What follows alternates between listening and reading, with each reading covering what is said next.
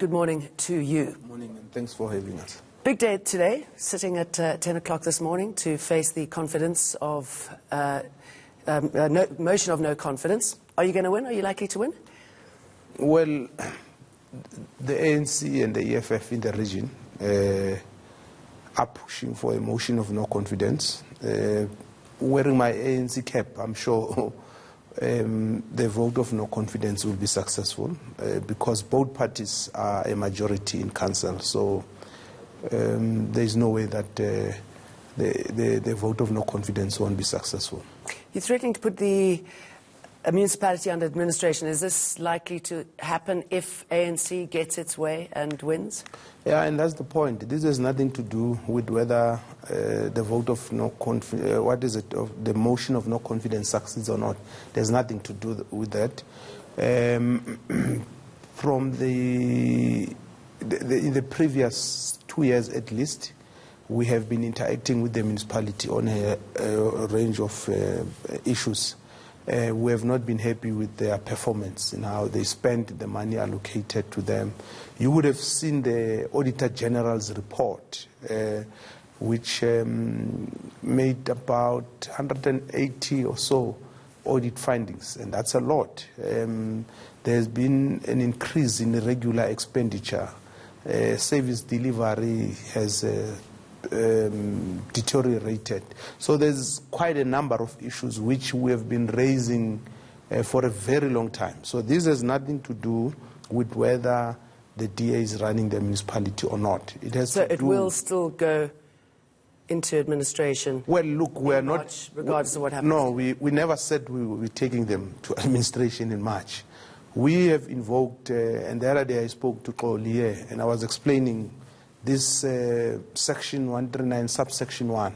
And I said to him, that section 139, has got 7 subsections. We're still on subsection 1. And in terms of that subsection 1, subsection A, what we can do as the provincial government is to issue directives, 1, and when necessary take over functions that the municipality is failing to perform.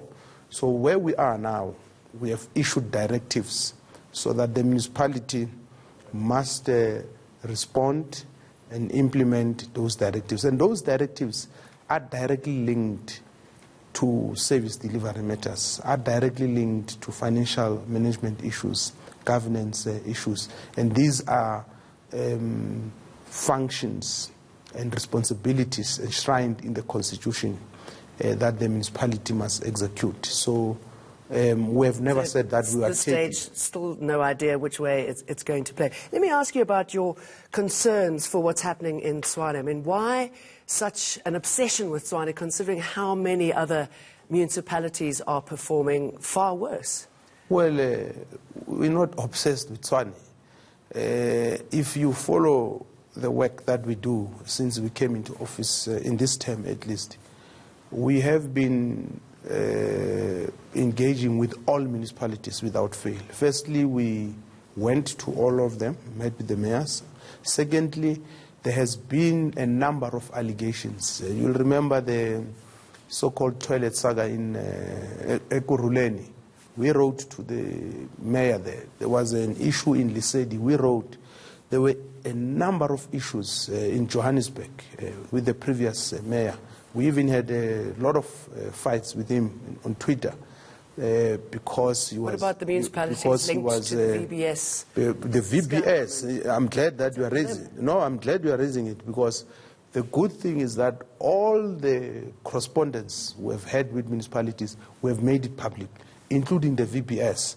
In fact, there was a chap who was implicated in the VBS saga, who was on the verge of being elected, appointed as a CFO or being shortlisted. We had to tell the mayor that can't happen. And remember, the chap has not yet been found guilty by a court of law, and we're saying it's not about whether he's guilty or not. Morally, we can't have a person with a cloud hanging over his head being shortlisted and interviewed for a CFO position. So we have been consistent with all municipalities. Mfuleni is under administration, by the way, as we speak.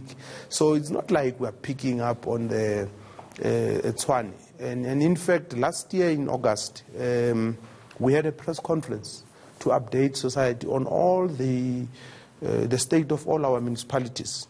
And what we said there was that all our municipalities, except for 2, are not in a satisfactory state. And the 2 was Ekurhuleni and Midvaal. And we said we are going to put pressure on all other municipalities, which is what we are doing, not just with Tshwane, with others as well. Well, that's good to hear then. Lebogang Maile. Thank you very much. Thank you very much.